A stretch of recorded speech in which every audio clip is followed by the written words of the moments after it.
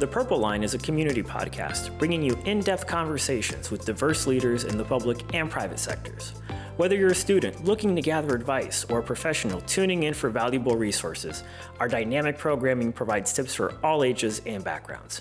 I'm your host, Keith Fernandez, and this is The Purple Line.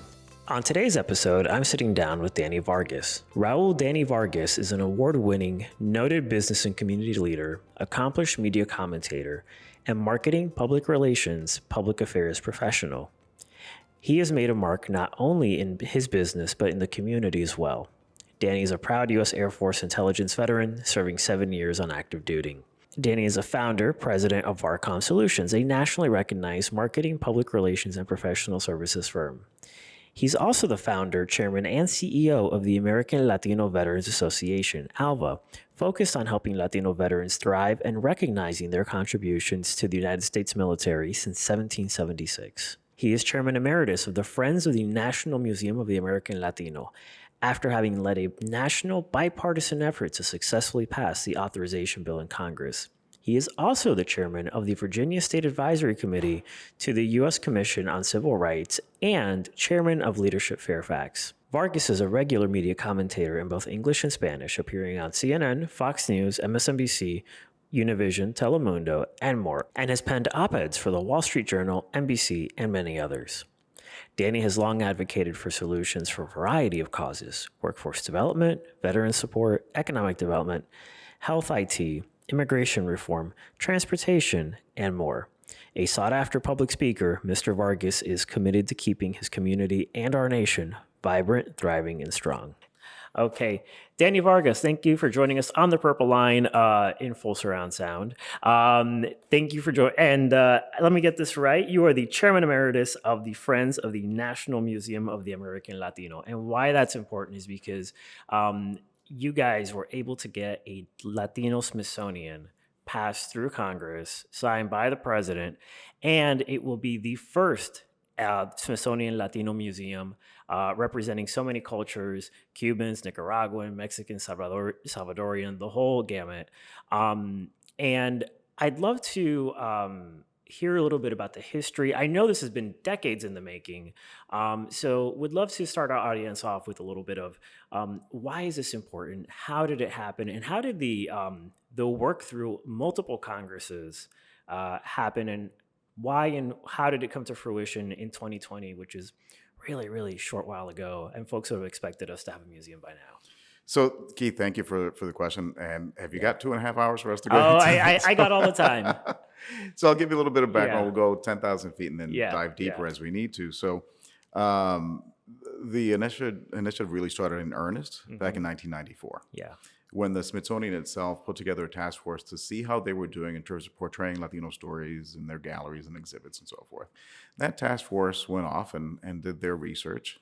It was headed up by Raul Izaguirre, who was the head of NCLR at the time, now called Unidos US.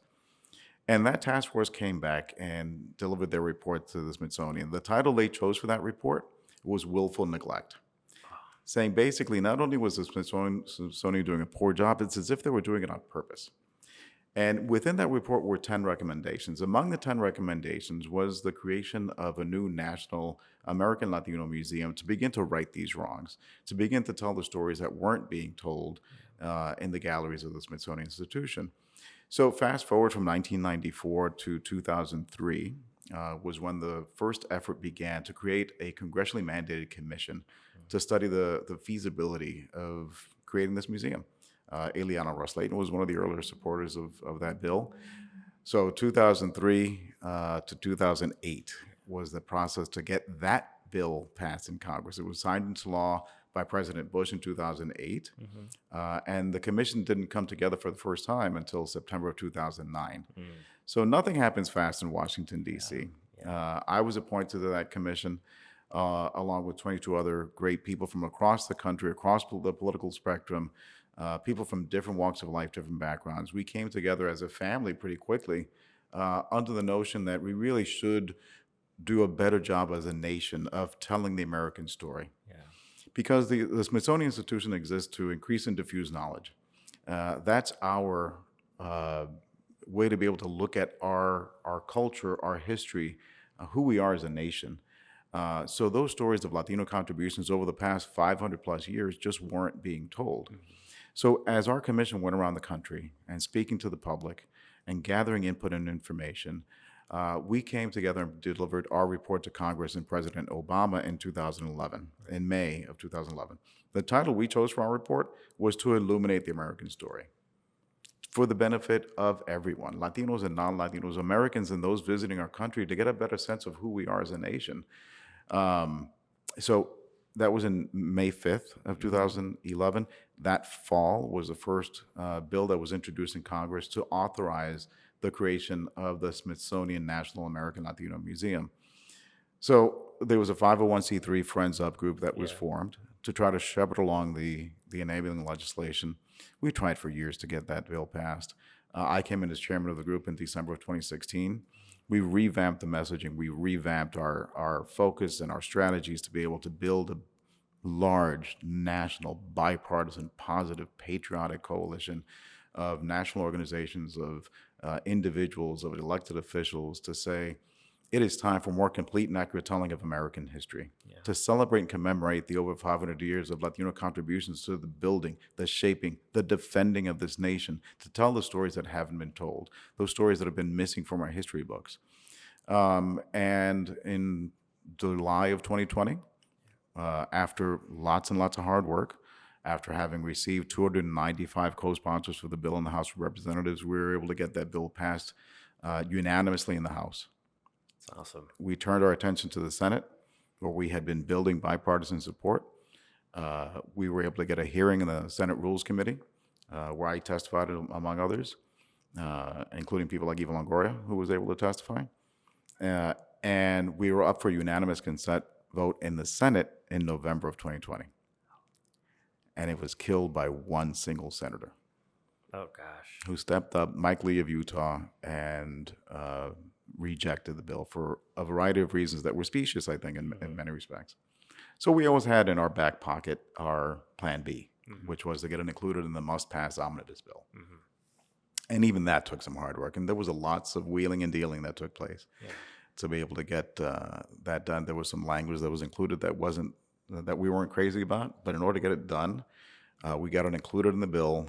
And the omnibus bill passed in Congress on my birthday, December 21st, 2020, was signed into law 6 days later by President Trump.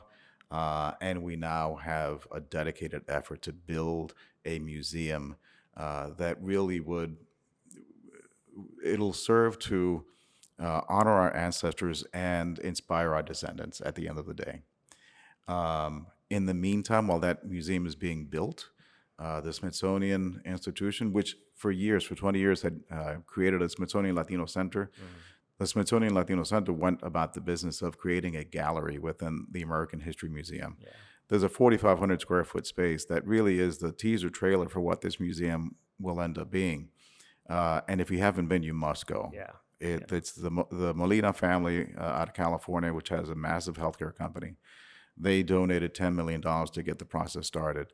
And it really does take you on the trajectory through time. It's 500 years, it's a journey through time and space. The diaspora of the Latino community from 23, 24 different countries of origin are represented in this small space, but in a very unique way. So it gives you a sense of what the full museum will end up being. That's incredible. So first off, I think it's going to be pretty tough to top that birthday present. So I 21, 22, I don't know. It's going to be difficult, but I remember going to the American History Museum when I was an intern back in 2006 with CHLI, and just seeing one small little exhibition. I admittedly have not been to the bigger exhibition yet, even though I'm really excited about going to a real museum one day. And what really strikes me is the fact that the smaller exhibitions, again, this is about almost 20 years ago now, really were just about picking out one story of this whole panoply of years and ethnicities and experiences. So what do you think it means to the Latino community to be able to one day be able to walk up to a museum and say, I can see the totality of my culture reflected as it relates to the United States? So I'll say two things. Number one, I think it's going to be a challenging Yeah. job to curate Yeah. this museum and tell this incredibly complex story, Yeah. because we are the diversity that exists within the Latino community is massive. You know, we're not monolithic by any stretch of the imagination. Like I said, 24 different countries of origin, the displacement throughout the Yeah. continent and beyond is really interesting. You know, we're not a race, we're a Yeah. culture. Yeah. We're Afro Latinos, we're Asian Latinos, we're Yeah. blonde haired and blue eyed, we're mulattos and mestizos and everything in between. I myself, I did ancestry DNA. I'm a genetic sancocho. I'm a little bit of everything. But that's who we are. Mm-hmm. You know, we're Republicans and Democrats and independents. But we have some very foundational, fundamental values and principles that Yeah. we all share. Among them are family and faith and freedom and opportunity and optimism and passion and pride. And I think, frankly, those are the qualities most in need in our country today. And I think the one thing that's overriding beyond all of that Mm-hmm. is also the other adjective, which is love. Yeah. We are a community made up of love. So, as we begin to tell these stories, if we can focus on the ability to talk about the dynamics of our families, right? It's not just about the iconic figures in our history, Mm-hmm. right? We can talk about those day and night. But if we can really dive into those stories of communities, those stories of families, those stories of struggles and overcoming adversity, Yeah. that may not be the marquee names in all cases, because I want to be able to walk into the doors of this museum one day with my children and my future grandchildren Yeah. and be able to talk to them about how that you see that story that's very similar to your grandmother's story. My mom Carmen, that came from Puerto Rico to New York with nothing, Yeah. right? To be able to sort of connect with those individual emotional stories that really do describe the resilience and the grit of our community. Um, we can do those with those iconic figures, and we will. But I think the more that we're able to embed and weave in those personal stories of families, I think that's where it's going to become one of those iconic places that all of our community will want to come to. It'll be the pilgrimage that the African American Museum is Yeah. now today for the African American community. There are people that come from all over the country and other parts of the world even to be able to bring their families together to visit the National Museum of African American History and Culture. The same thing will happen, I think, with the American Latino Museum. And not just for the Latino community, it's going to be for everyone Yeah. to be able to get a better sense of our history. I mean, the American history doesn't begin when the British get to Jamestown, Virginia in 1607. Mm-hmm. You know, I argue that the story of European settlement and expansion begins 114 years before that, on Columbus's second voyage to the New World when he arrives on the shores of what is now U.S. territory in Puerto Rico. Yeah. So by the time the British got to Jamestown in 1607, there's already been a bunch of Latinos saying, "Bienvenidos, what took you so Yeah. long?" I'm so impressed by the framing of the museum because I think you're right. The connection that I've had with my friends who are, Colombian or Venezuelan or anyone isn't about, the big historical names in the US or not. It's about abuela and the challenge that so many of our, grandparents and parents face coming to a new country, often not knowing the language, and having to figure it out themselves, and seeing that reflected as part of a culture is it's something I don't think that's too common in museums. Usually it's this general did that and that president did that. And speaking of the importance of reflecting a community, one of the things that's recently been in the news is where the museum will be. And there is a big justified push to get it on the National Mall. Can you tell us a little bit about that issue and why it's so imperative that this be somewhere on the National Mall and have the same visibility as every other major Smithsonian? So I'll preface this by saying that there's a process underway Yeah. within the Smithsonian Institution, Yeah. within the Board of Trustees for the Latino Museum, as well as the Board of Regents for the Smithsonian in general. And we respect that process Yeah. as independent as it is. Having said that, though, even on our commission days, we had identified a number of sites on the National Mall as possible sites.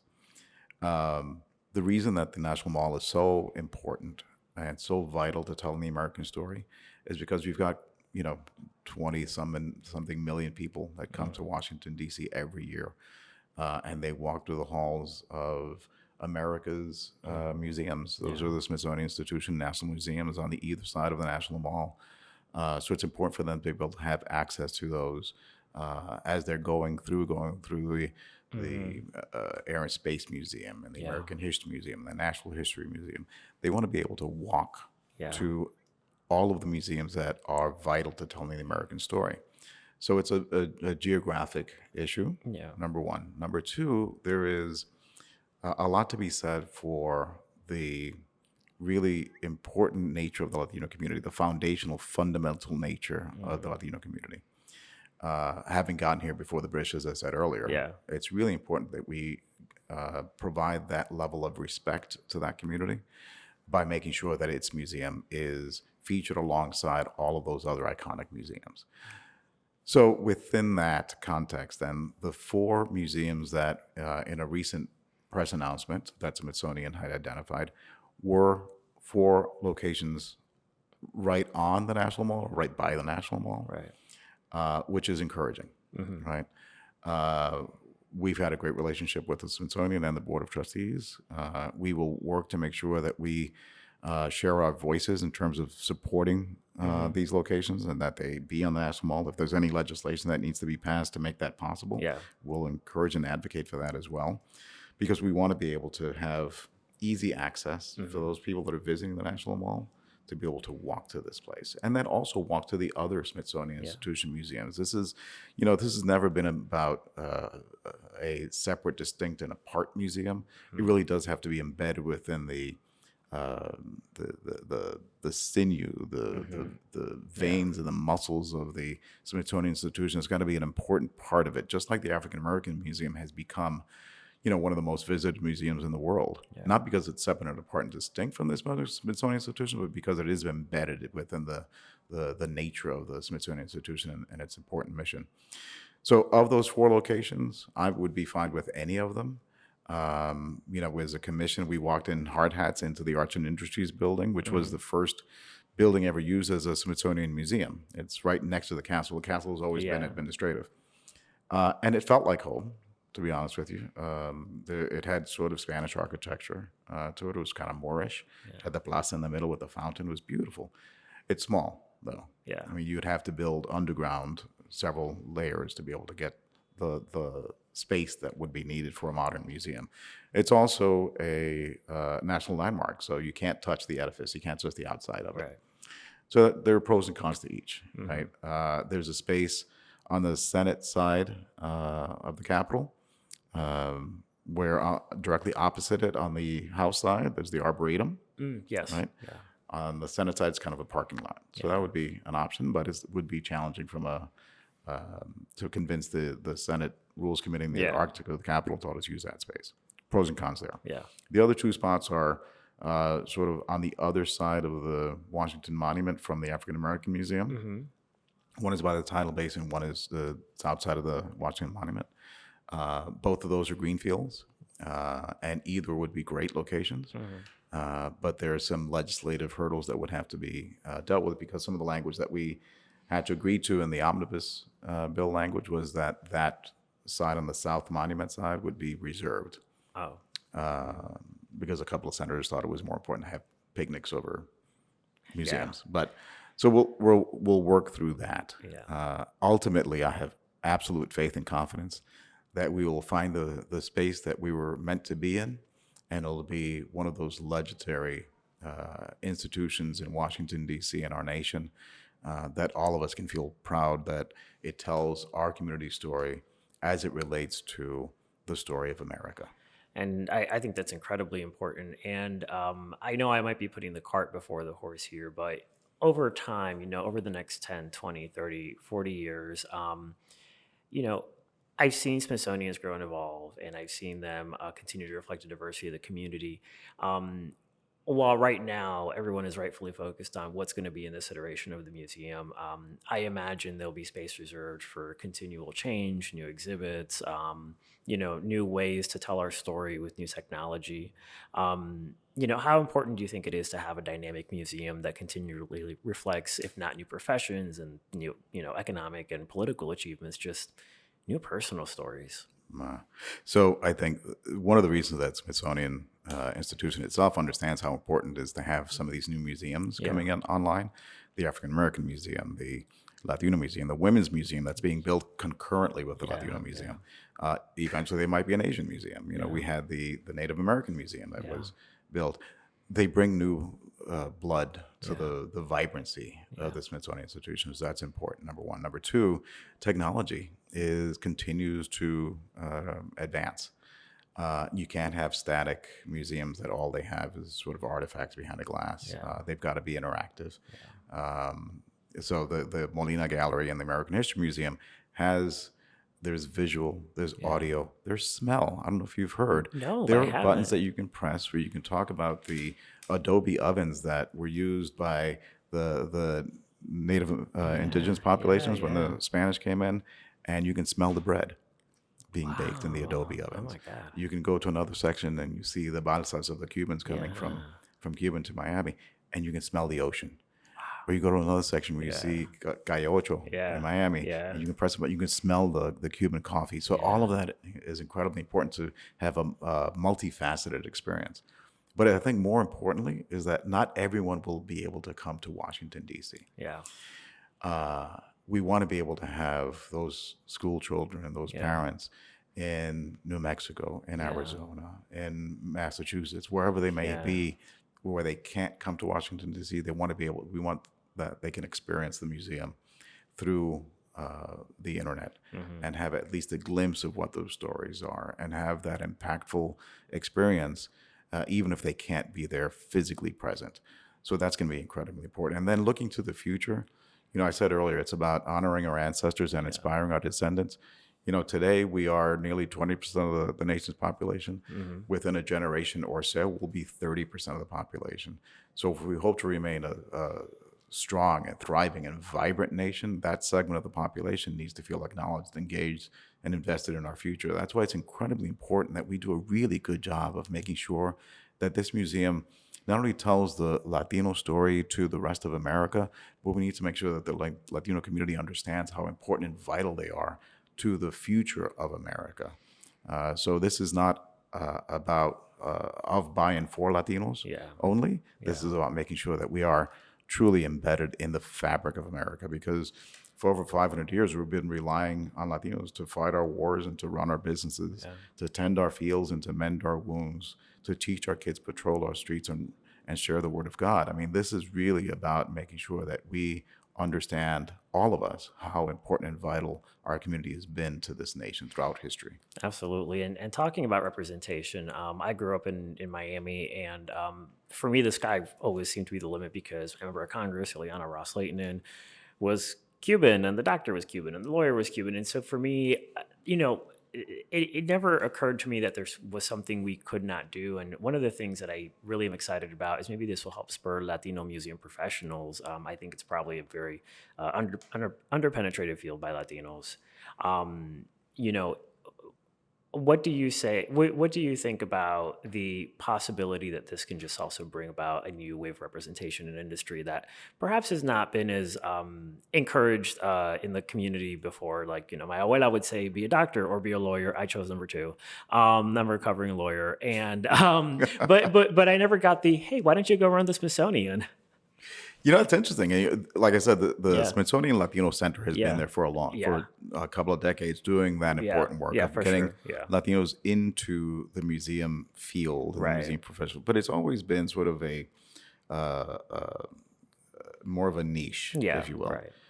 Now that we're going to have a national museum, Yeah, right, that will be working hand in glove with the other existing Latino museums and cultural centers throughout the country. That's an important part of the legislation, as well as the important part of the commission's work, was to make sure that we visited some of those existing Hispanic and Latino museums throughout the country. yeah, the level of energy and the boost of adrenaline that will be pumped into the national dialogue around Latino representation in the museum industry is going to be phenomenal. I'm convinced. It's already happening in terms of the media coverage that we've seen for this initiative, especially ever since the bill passed. So that's going to reverberate throughout the country. And people ask me, Danny, why have you remained involved in this initiative for so long? I've been involved since 2007, for 15 years. And I tell people is, in addition to wanting to be able to walk into this museum with my children and future grandchildren, I also have a vision of a young Latina that's born today and here in Washington, D.C., and on her 6th grade field trip, she can go to the National Mall and she can marvel at the monuments, and she can visit Capitol Hill, and she can go to the national museums within the Smithsonian Institution, including the American Latino Museum, and she can see all the stories of Latino contributions to this country, and she can leave that museum proud, not only to be a Latina, but proud to be an American. So to the extent that she is inspired by the stories that she sees in that museum, to do whatever she chooses to do in her career, but if part of it is to be a museum professional, then we will have done our jobs. Because I think a good museum is a museum that imparts knowledge upon you, right? A great museum is one that takes you on a journey. A great museum is one where you walk in one person and you walk out the other side a different person as a result of the experience that you've had within the doors of that museum, everything that you saw, that you felt, that you witnessed, that you experienced.